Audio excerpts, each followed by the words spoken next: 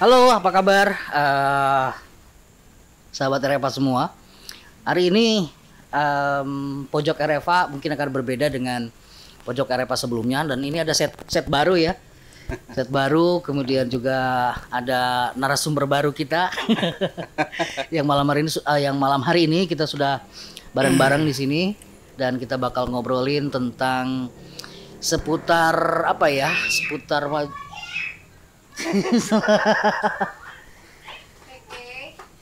ya, kita bakal ngobrolin seputar Kuningan. Kebetulan saya sendiri nih di sini kan sebagai penulis naskah skenario, kemudian juga penulis novel tentang dengan latar belakang sejarah Kuningan, Kang. Nah, kita kenalin dulu yang belum dikenalin ya. Nah, ini adalah Kang Abu Bakar. Beliau ini adalah seorang petualang, langsung petualang. Karena dia sering jalan-jalan. Jadi gini, kalau saya kan berdasarkan literatur baca ya. Tapi kalau Kang Abu ini berdasarkan langsung ke lokasinya sendiri ya. Ke lokasinya sendiri. Jadi mungkin informasinya akan lebih akurat. Jadi ada penguatan gitu, ada penguatan. Kalau saya di bidang literasi baca, kemudian Kang Abu di praktisi langsung di lapangannya. Nah, oke, itu kembali lagi kita ke topik kita bahwa kita sedang meluncurkan atau merilis satu novel sebelum filmnya nanti akan di-launching bulan April. Kita launching dulu novelnya, judulnya sama, The Nine, Dulur Opat Kalima Pancer. Dan itu bercerita dengan latar belakang kerajaan Saunggalah. Nah, banyak sekali kita di Kuningan terutama yang tidak mengenal tentang kerajaan Saunggalah. Bahkan sejarah Kuningan saja itu dimulai pada abad ke-14 saat Suranggajaya diangkat menjadi sang adipati. Nah, kenapa itu salah satu motivasi saya mencoba untuk mengangkat background sejarah dari kerajaan Saunggalah yang ada di abad ke-7 gitu. Nah, sepengetahuan Kang Abu tentang kerajaan Saunggalah itu sejauh apa sih gitu kebenarannya di Kuningan ini? Ya, terima kasih sebelumnya ya atas undangan Akang ya sini. Sebenarnya saya itu dalam hal sejarah Kuningan belum begitu jauh ya. Bisa agak lebih dekat, Kang. Belum begitu jauh ya. Ya, oke.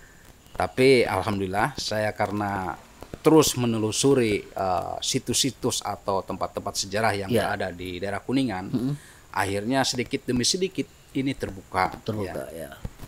Dan yang saya ketahui itu justru sejarah Kuningan itu sebenarnya dari semenjak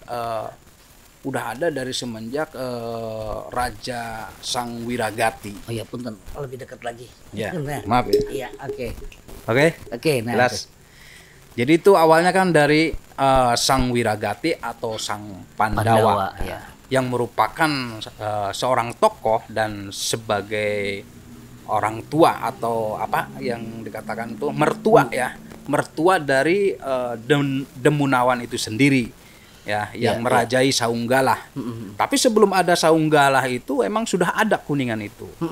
Dan tempat yang tertua di Kuningan itu adanya di Kelurahan Winduherang. Nah, di situ itu ada makamnya. Makam Eyang Ramajaksa Dipati Kusuma. Dan beliau dahulunya itu dikenalnya Sang Pandawa atau Sang Wiragati. Dan Sang Wiragati ini yang mencetuskan ajaran Hastabrata. 8 ajaran pemimpin yang bersih. Sehingga dikatakan 8 itu kan windu. Bersih itu herang. Maka lahirlah Kelurahan Winduherang itu baru sendiri. Tahu saya itu. Nah, itu. Ternyata. Nah, dari ajaran Hastabrata itu akhirnya lahirlah 10 pedoman hidup manusia. Dang yang kuning itu. Ya, dang yang kuning itu yang diwariskan ke Demunawan. Gitu. Oke. Tadi dikatakan Sang Wiragati itu adalah Sang Pandawa. Nah, ada istilah triumvirat ya. Triumvirat ya. Ada Sang Manunggal, ada Sang Pandawa, dan Sang saya lupa lagi nih. Saya juga Sang Pandawa, Sang Manunggal, satu lagi. Jadi itu ada beberapa ini ya. Apakah itu orang yang sama atau 3 orang yang berbeda? Itu 3 orang berbeda. 3 orang berbeda. Jadi dalam istilah Sunda itu ada Tritangtu namanya ya. Tritangtu itu jadi Resi ya, sama Rama, Prabu. Resi, Rama sama Rama, Resi sama Raja, Ratu atau Ratu ya kan.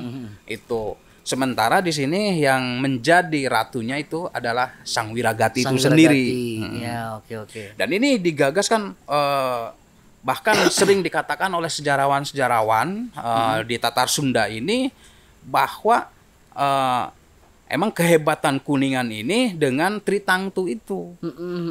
Jadi kalau istilah sekarang mungkin istilahnya apa ya zaman sekarang tuh? Apa ya? 3 Trisatya. Legislatif, yudikatif, nah dan, itu. Satunya lagi apa? PPKN. Nah, itu istilah kalau istilah sekarang. Dulu itu emang sudah ada seperti itu. Jadi sehingga dengan Tritangtunya ini Kuningan itu dikenal sangat hebat sekali. Bahkan yang namanya Raja Sanjaya yang begitu gagah yang dia bisa menguasai kerajaan Sunda, begitu juga dia bisa merebut kerajaan Galuh dan bisa mengalahkan kerajaan Cirebon, Indraprahasta dan kerajaan-kerajaan yang lainnya ketika disinggung oleh sang di Galunggung itu Sang Sempak Wajah. Kalau kamu merasa emang sakti, coba kalahkan Kuningan, Tritangtunya itu. Sehingga dengan demikian karena mereka merasa Sang Sanjaya itu merasa dianya yang paling hebat. Makanya dia mengirim pasukan untuk menyerang Kuningan. Tapi apa daya ya, dengan kekuatan Tritangtu ini justru Sang Jaya malah dikalahkan. Bahkan dikejar-kejar sampai ke Kali Kuningan. Oh, Kali Kuningan. Iya. Itu ceritanya. Iya. Kalau tadi dikatakan Sang Pandawa adalah sang rajanya ya. Sang resinya mungkin di sini adalah Sempak Wajah. Atau siapa nih? Yang ada Sang Resi, Sang Resi, Sang Rama dan tapi kalau dari Saunggala dari kerajaan Saunggala yang namanya Tritangtu itu Karsian itu adanya di Galunggung, Sempak Wajah. Ya, betul. Terus yang satunya lagi di Denuh, yaitu Sang Hyang Kedul. Oh, Sang Hyang Kedul. Iya, Sang Jantaka atau Sang Hyang Kedul. Adiknya Sempak Wajah. Iya, itu. Oke. Terus Sang Ramanya ya itu. Iya. Oke. Begitu udah jelas ya, Jadi kan ada, kalau saya ini menggabungkan sebetulnya. Kalau Dang Yang Kuning itu sebetulnya ajaran ya. Iya. Sebetulnya ajaran. Tapi di novel ini Dang Yang Kuning ini menjadi sebuah pusaka. Di mana di pusakanya itu bahwa Sang Rama kudu mampu ngagurat batu, Sang Resi kudu bisa ngagurat lemah, jeung Sang Prabu kudu bisa ngagurat batu. Itu yang saya coba kawinkan gitu. Ngagurat lemah, ngagurat cai, jeung ngagurat batu. Ngagurat batu artinya keputusannya harus tegas. Kemudian ngagurat cai ya istilahnya harus mengalir, kemudian dari atas ke bawah, kemudian ngagurat lemahnya ya kita harus down to earth, dekat dengan rakyat gitu. Itu yang coba kita masukkan di Denain ini. Nah, kebetulan Kang Abu sendiri kan dari Windu Herang ya. Ada nggak jejak-jejak sejarah dari kerajaan Saunggala ini yang masih ada di sana? Sebenarnya dikatakan bahwa Saunggala itu kan adanya di Arile sama Silia, Salia sama Arile. Salia itu adanya di daerah Kadugede. Di Sagarahiang di bawahnya itu ada kampung Salia namanya. Masuknya ke desa apa sekarang tuh? Kurang tahu ya. Kalau nggak salah itu Cisukadana, bukan? Cisukadana kalau nggak salah. Oh gitu ya. Oh iya. Itu Salia. Kalau Arilenya itu dikatakan Windu Herang itu Windu sendiri. Herangnya adalah Arile. Tapi ini masuk akal. Kenapa ya? Karena awalnya itu dari Windu Herang.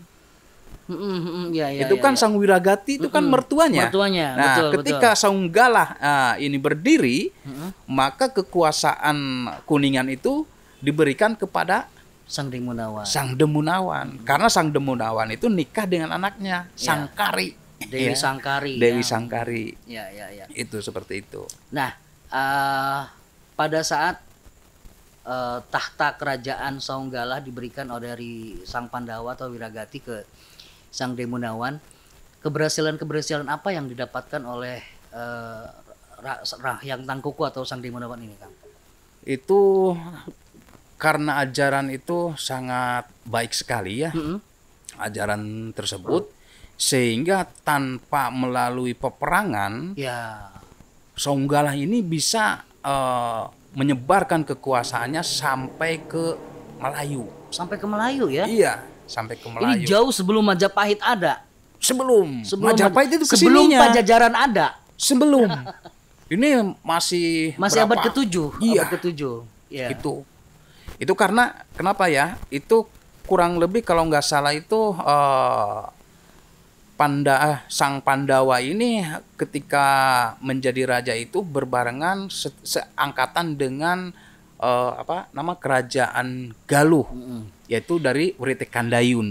Seangkatan Writikandayun atau di bawah Writikandayun? Kurang tahu, pokoknya kurang lebih seperti itu.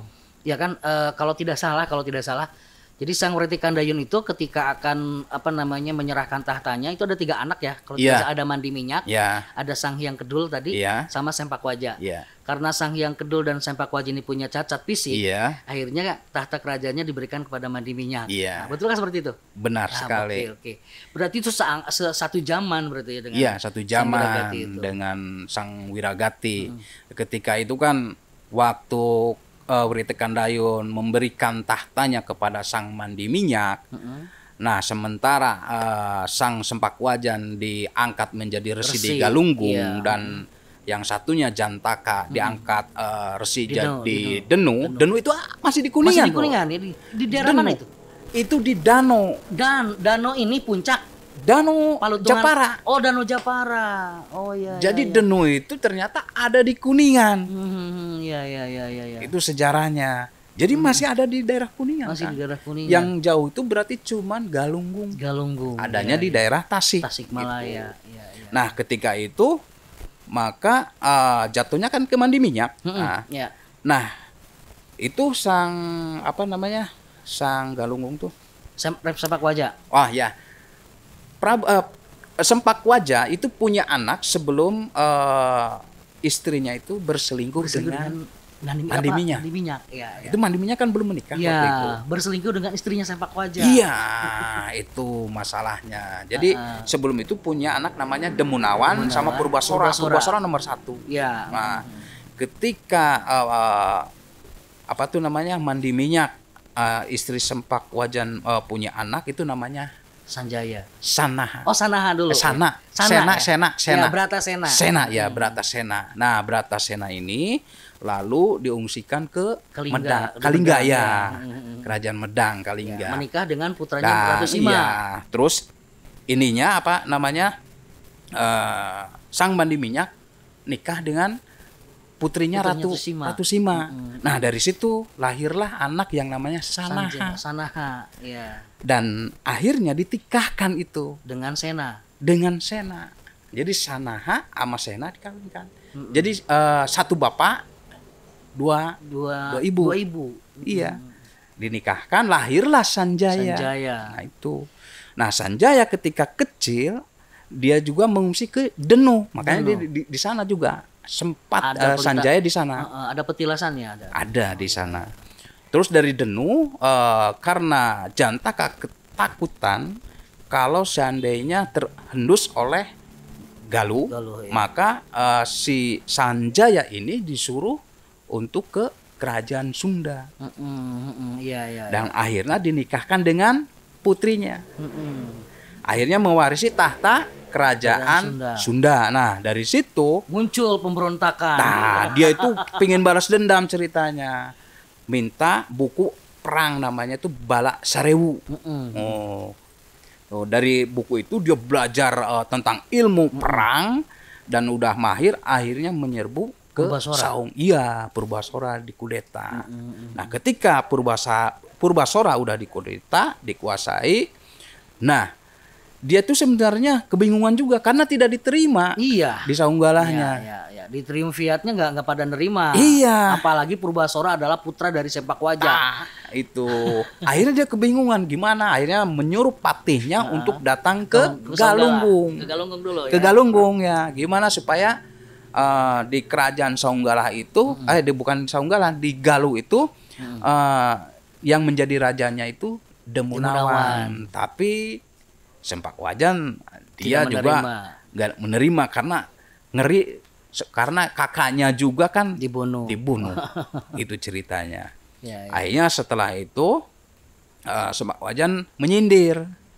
Kalau kamu emang merasa hebat, kalahkan Kuningan. Tapi kalah ya. Setelah kalah, akhirnya dia ke Galunggung dan mengakui kekalahan. Dan dari lagi ke sana ya, udah itu baru pulang ke Galuh. Nah, dari Galuh, dari Kuningan, ini sang Pandawa ini mendatangi Galunggung, dan akhirnya sudah sampai di Galunggung, maka Sanjaya juga supaya datang ke Galunggung. Nah, disitulah pembagian wilayah. Ya, karena kita yang menang, Galunggung sama Kuningan, akhirnya kerajaan ini harus diatur oleh Sempakwajan.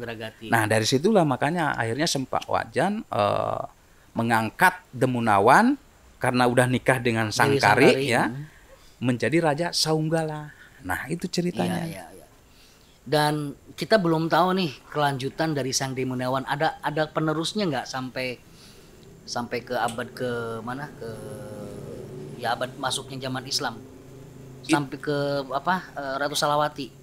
Itu sebenarnya ada, cuman saya belum begitu tahu betul kesananya, belum betul. Minimal sahabat RFA tahu bahwa Kuningan itu sudah ada sejak abad ke-7 ya, atau tahun 700-an. Dan ini seusia dengan kerajaan Galuh yang ada itu. Kerajaan Galuh itu pecahan dari kerajaan Tarusbawa kalau tidak salah. Salahkan Tarumanagara dulu ya. Tarumanagara mengalami kemunduran, kemudian Tarusbawa terpecah lagi menjadi antara Sunda dan Galuh dan Sunda. Jadi ceritanya begini. Gimana? Dari Tarumanegara itu di raja yang ke-7 kalau nggak salah tuh. Dia punya menantu Sang Resi. Sang Resi ini dinikahkan dengan putrinya dan dihadiahi sebuah kerajaan yang namanya Kendan. Ya. Nah, dikasih kerajaannya, pasukannya dikasih, segalanya, pokoknya peralatannya semua dikasih. Dan diumumkan ke seluruh kerajaan-kerajaan bawahannya supaya jangan mengganggu kerajaan Kendan. Nah, dari situ maka turun tahta dari kerajaan Kendan itu ke, lupa lagi saya tuh, ke anaknya sampai ke lupa lagi itu, ya Allah. Kadang-kadang error. Ya. Itu. Nah, dari situ ketika kerajaan Tarusbawa ini kan melemah. Melemah, akhirnya ada kesempatan ketika Pritekandayun diangkat jadi raja, itu mendeklarasikan diri menjadi kerajaan. Dan Tarusbawa akhirnya mau tidak mau mengikuti aturan, karena dia juga yang pertama karena sudah melemah, yang kedua tidak mau ribut lagi ya. Seperti itu. Jadi memang kerajaan-kerajaan di Indonesia itu berkembang dan runtuhnya itu karena intrik-intrik politik. Iya. Dan ini tidak hanya, tadinya saya pikir hanya terjadi di Majapahit saja, dari mulai kerajaan Singasari sampai ke kerajaan Majapahit. Ternyata di Sunda pun sama seperti itu. Iya. Pertumpahan darah dan lain-lain mewarnai pergantian tahta dari satu raja ke raja yang lainnya. Dan ini mungkin bagi sahabat RFA semua yang menjadikan ini sebagai pengetahuan baru, sebuah kebanggaan bahwa Kuningan itu punya peradaban sejarah yang cukup luar biasa, meskipun memang kita tidak punya literasi yang cukup kuat. Nah, yang sementara kita pegang ini adalah kitab cerita Parahyangan, kemudian naskah Wangsakerta, kemudian raja-raja Ibu Nusantara dan Sang Hyang Kandeng Kersian. Itu kitab-kitab atau referensi-referensi yang digunakan sebagai sejarah atau sebagai literasi sejarah Kuningan. Sementara kalau di daerah-daerah yang lain ada peninggalan secara fisiknya, gitu ya. Ada candi, ada apa. Nih, menurut Kang Abu sendiri yang sudah jalan-jalan kemana-mana nih, ada nggak sih peninggalan fisik di kerajaan Kuningan, ada nggak, Kang? Sebenarnya kalau itu kemungkinan ada, Kang.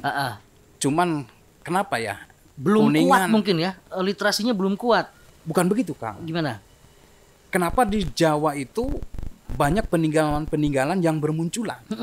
Karena mereka punya modal. Ya. Bayangkan berapa presiden dari orang Jawa. Oke.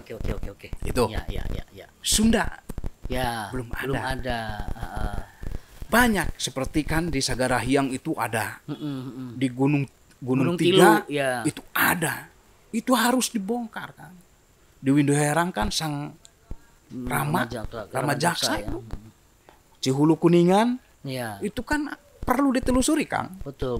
Tapi kita kekurangan tidak dana ada untuk yang itu. membiayai untuk Nah, penelitiannya itu ya.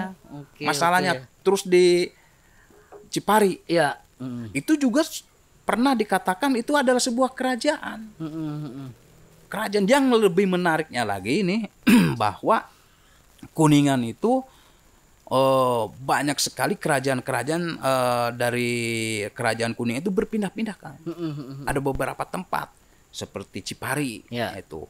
Sampai sekarang kan masih banyak artefak-artefak yang ditemukan oleh para petani, tetapi tidak diteruskan.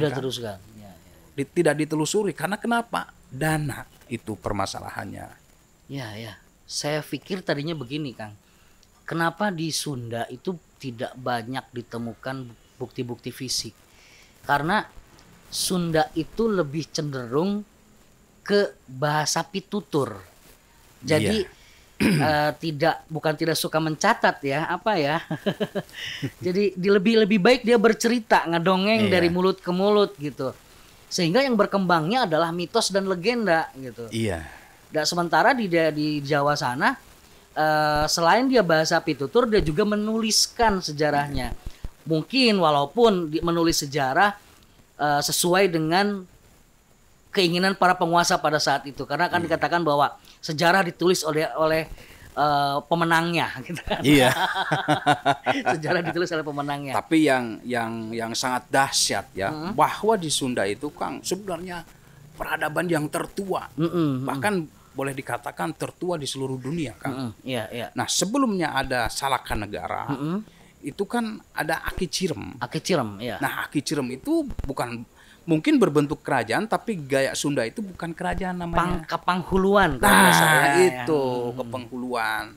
Nah, dari situ baru datanglah pendatang Dewa Warman. Nah, di situ nikah dengan putrinya Kaki Tiram, Nyi Pohaci Larasati. Akhirnya muncullah kerajaan Salakanegara.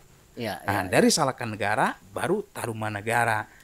Tarumanegara ada kerajaan Kendan. Nah, Kendan berubah menjadi kerajaan Galuh. Ya, dengan kerajaan Sunda.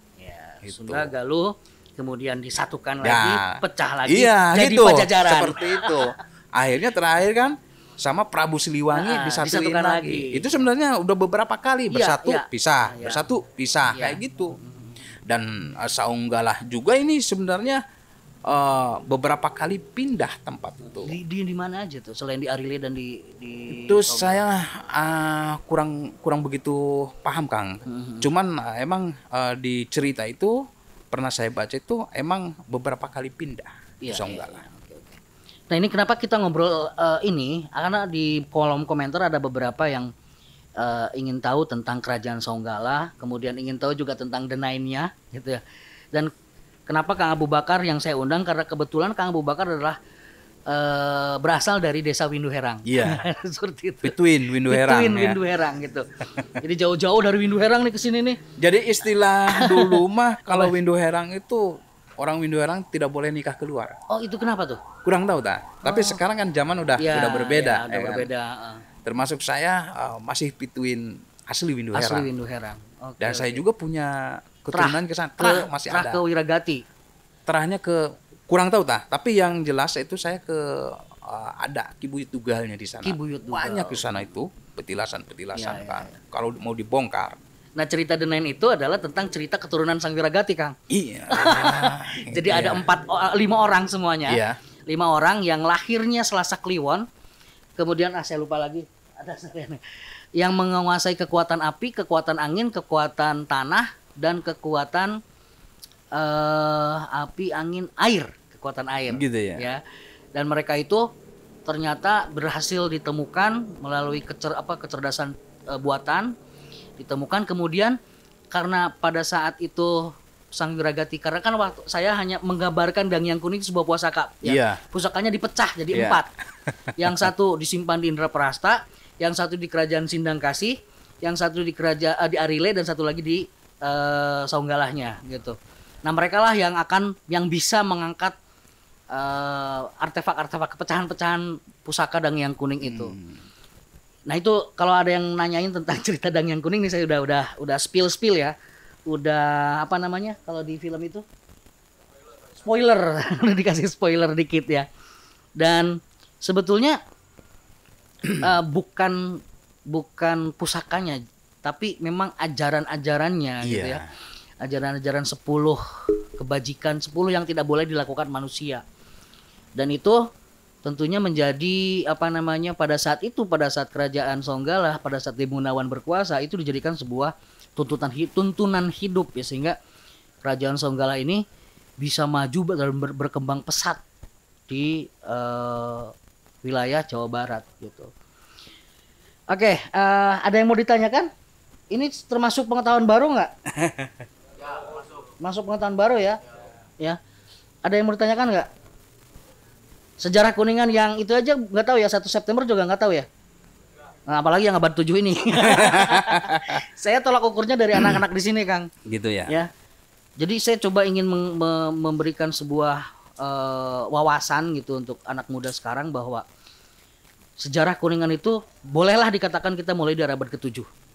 Sayangnya pemerintah kita menetapkan bahwa ulang tahun Kuningan itu pada saat pelantikan Suranggajaya menjadi Sang Adipati Kuningan gitu. Padahal usianya jauh lebih tua. Lebih tua. Nah, ini saya kenapa bikin cerita ini? Karena pada saat itu saya jalan-jalan ke Majalengka. Tertulis di situ ulang tahun Majalengka tahun 525 sekian ya. Kemudian Kuningan, loh kok tuan Majalengka gitu kan? Kok tuan Majalengka nih? Perasaan Kuningan sudah ada dari sejak abad 7 gitu. Nah, sehingga saya ingin mengingatkan atau ya mengingatkan lah, atau memberikan wawasan baru lah lebih tepatnya ya, bahwa Kuningan tuh jauh lebih tua. Jauh lebih tua dari Cirebon, dari Majalengka. Cirebon, dari Majalengka itu jauh lebih tua. Ya, kalau mau disandingkan dengan Ciamis mungkin ya. Kalau mau disandingkan dengan Ciamis mungkin Jadi sama. Kuningan itu menurut ada teman saya, dia ahli penulis sejarah untuk di daerah Kuningan. Ada sebuah buku yang mengatakan bahwa kecil-kecil kuda Kuningan.